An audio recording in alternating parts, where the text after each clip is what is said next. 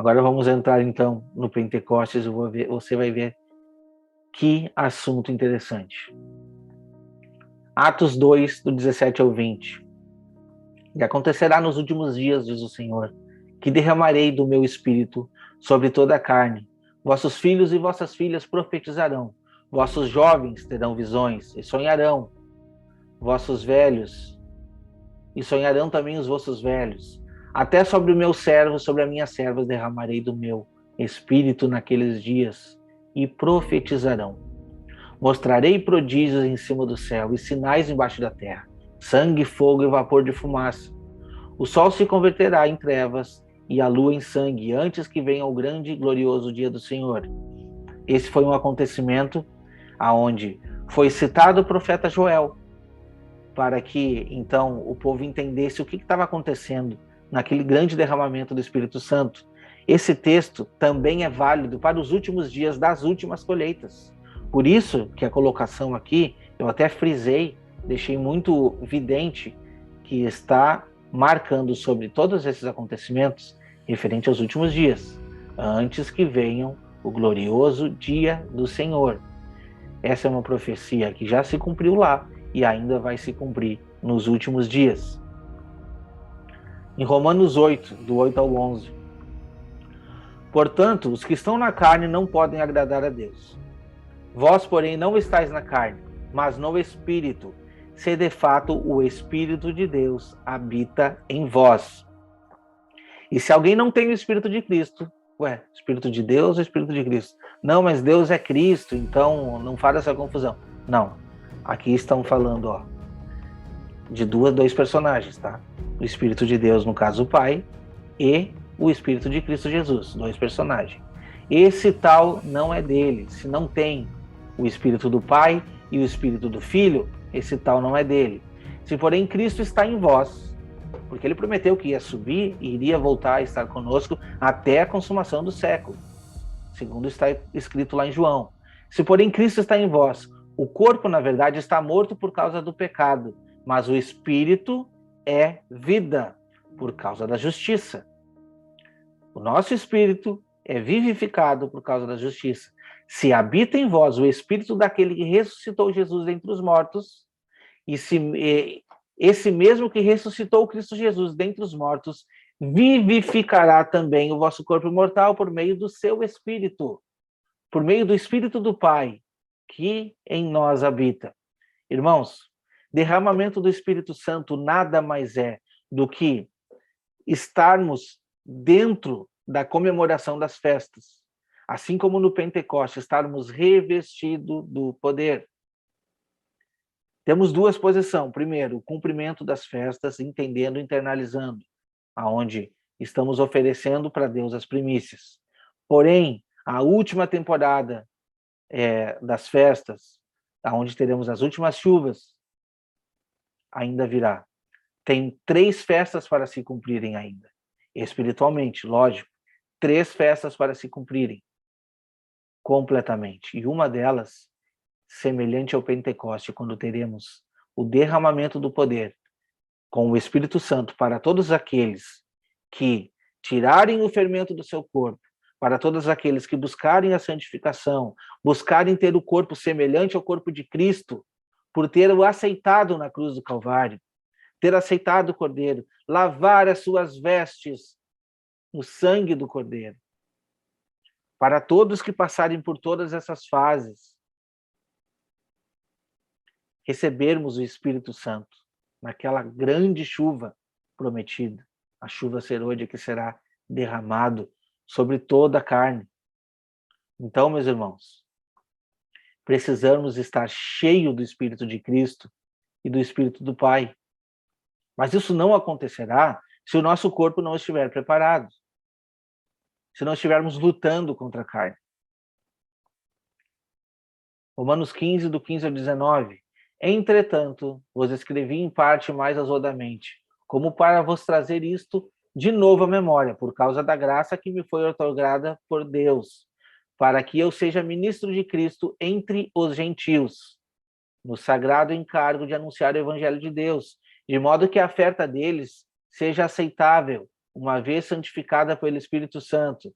O que ele está falando aqui? Ele está introduzindo o povo de Deus no ritual das festas, sem que eles precisem oferecer nenhum cordeiro.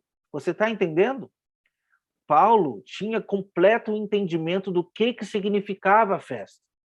Então ele está dizendo, você que é gentil agora, você aceitando o Cristo de Jesus como seu cordeiro, a sua oferta será aceitável, uma vez que isto é santificado pelo Espírito Santo que habita dentro de vocês. Cristo Jesus, a saber, que foi morto juntamente com o Pai.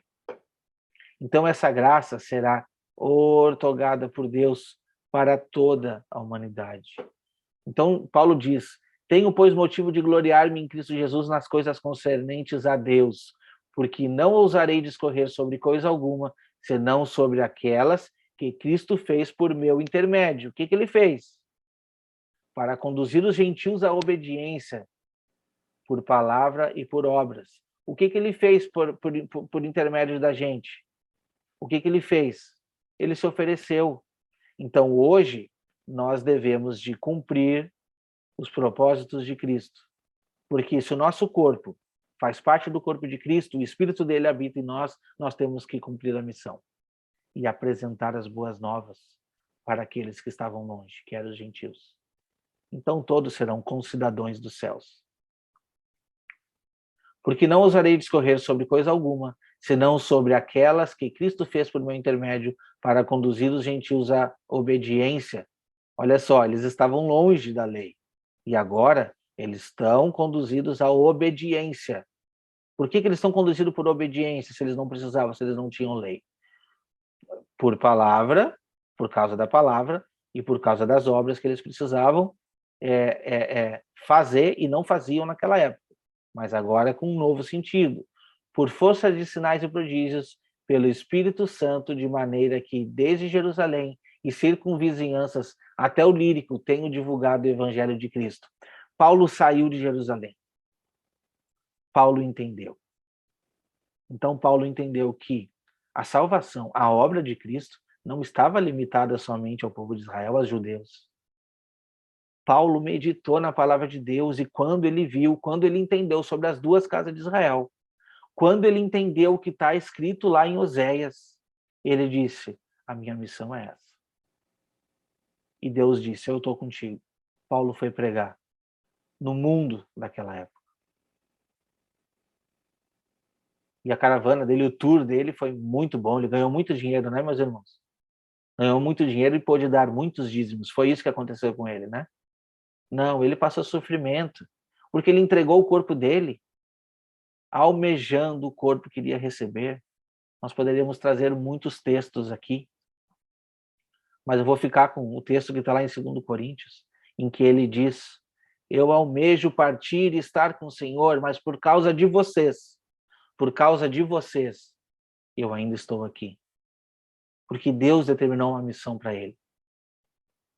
E ele disse, estou almejando deixar esse corpo, porque se a minha casa terrestre desse corpo se desfazer, eu tenho da parte de Deus um edifício não feito por mãos humanas, lá no céu, aonde ele iria habitar. E ele sabe, ele não está falando de um prédio, ele está falando do verdadeiro sentido do corpo, da ressurreição, o edifício onde ele iria habitar, porque a casa terrestre dele ele já sabia que ia desfazer.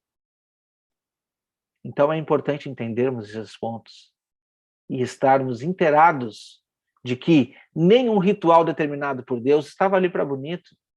Todos tinham sentido, por isso que ele diz, toda sombra tem uma realidade. Tudo eram sombras dos bens vindouros, e os bens vindouros chegaram, e a igreja não está preparada para entender. Porque ainda entende que precisa fazer rituais, não os rituais que os homens inventaram agora dentro das denominações. Por isso que Deus diz, sai dela, povo meu, para não ser cúmplice dos seus flagelos. E eu não estou dizendo para você sair da tua denominação, não, porque eu não tenho que te dizer isso. No momento certo, o Espírito Santo vai falar no teu coração. E pode ser que ele faça uma coisa muito mais extraordinária, que é que você consiga pregar para os que estão aí, os teus irmãos, para que eles possam enxergar para que eles possam enxergar que a palavra de Deus é muito mais abrangente do que cultos e cerimônias.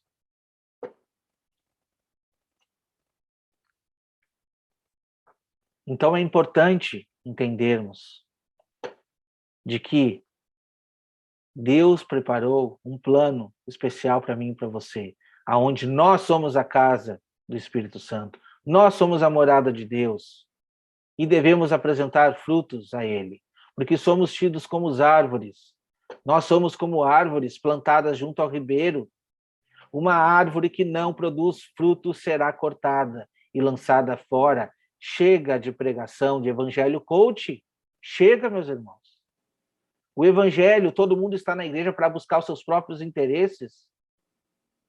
Ai, vem a mim, Senhor, me perdoa, vem a mim, é só isso. E acabou. Ninguém está preocupado em ir em busca dos perdidos. Não, mas isso está encarregado para a liderança, eu só vou e levo o meu dinheiro e está tudo certo, é isso que Deus quer. Não, Deus não quer mais isso. Entenda que isso Deus não quer mais. Deus quer as suas primícias. Não existe primícia sem plantação. Vá para o campo, a seara está aberta, precisando. Deus está precisando de você para plantar, para que possa colher. Ele vai te perguntar naquele dia, cadê os seus frutos?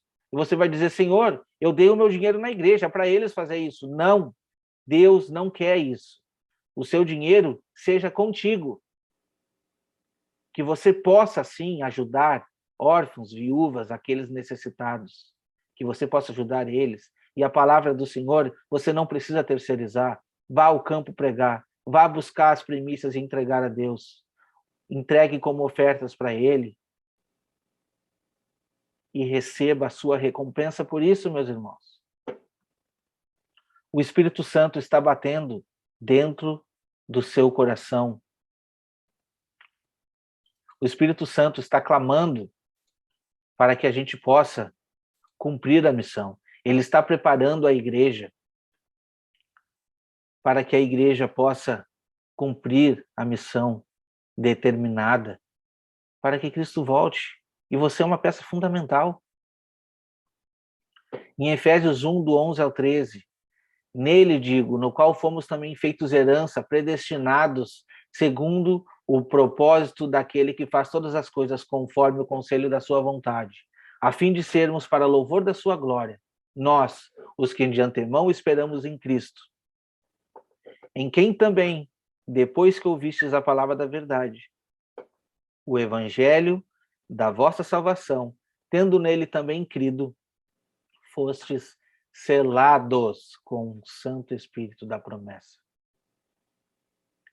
Meus irmãos, quando somos selados pelo Espírito da promessa, estamos preparados para a pregação. Estamos preparados para coisas que nem nós muitas vezes acreditamos, porque a nossa fé é muito pequena. Mas o selo de Deus, que é o Espírito Santo, o selo de Deus, ele deve estar dentro de nós. Para que o mundo possa ver, não, esse daqui está marcado. Ele está marcado pelo Espírito Santo.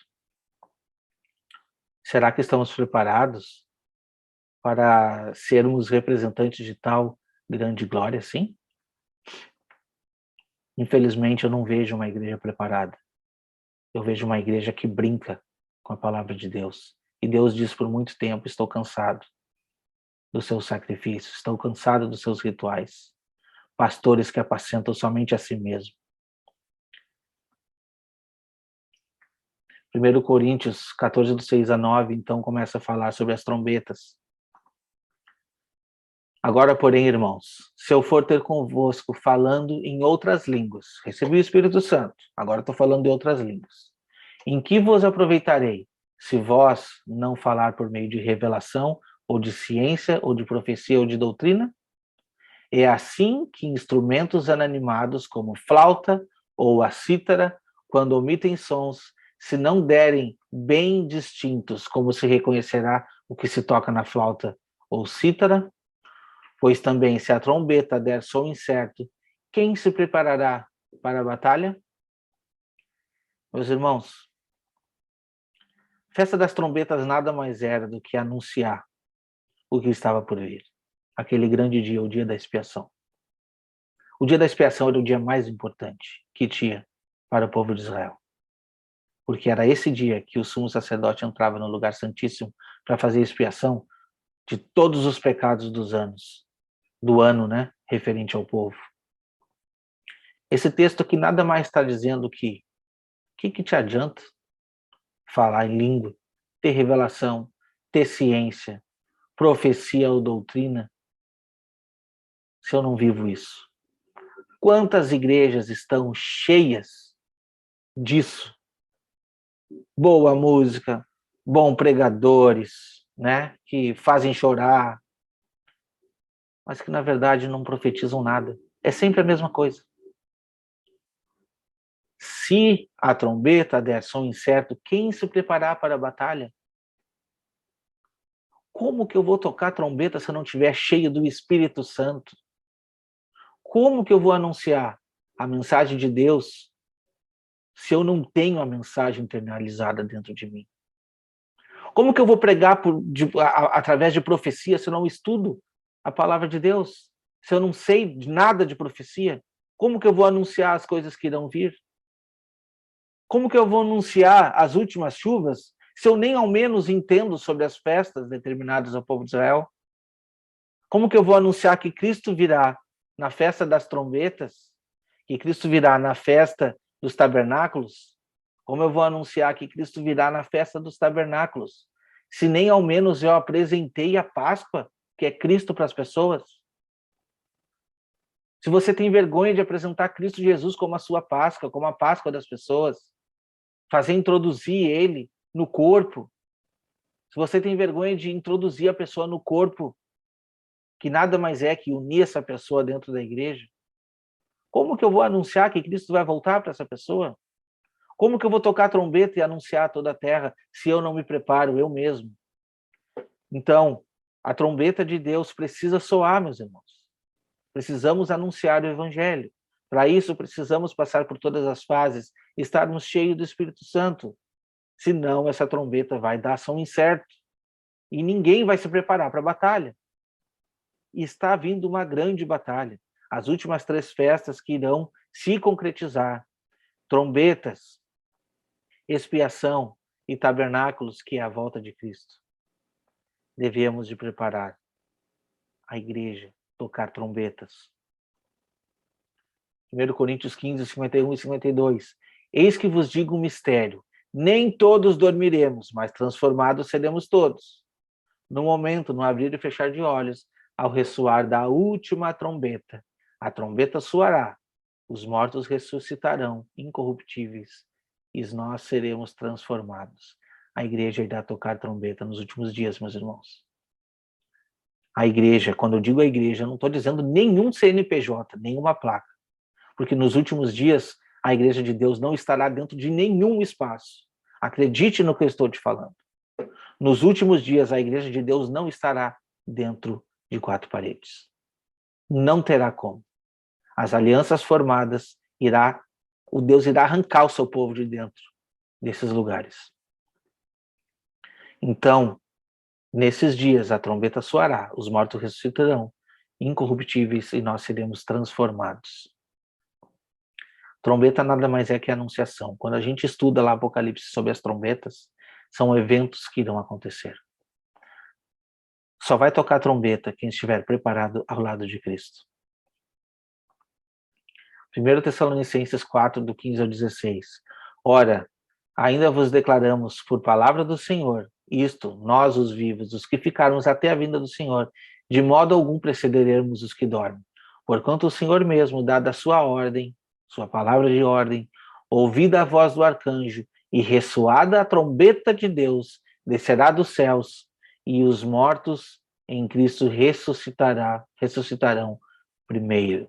Sabíamos que na última festa, no evento do jubileu, quando tinha ali a festa dos tabernáculos, uma grande trombeta era soada. E é referente exatamente a essa parte aqui. Foi daqui que Paulo tirou. Foi de lá que Paulo tirou. Foi do ano jubileu que Paulo tirou a grande trombeta de Deus. Ele estava muito bem inteirado. E quando tocar essa trombeta, então, será uma maravilha. Por quê? Porque teremos a concretização dos tabernáculos, como diz lá em Apocalipse, eis o tabernáculo de Deus com os homens, que é nada mais do que a presença de Cristo com a sua igreja reinando nesse mundo. E Apocalipse 4:1, né?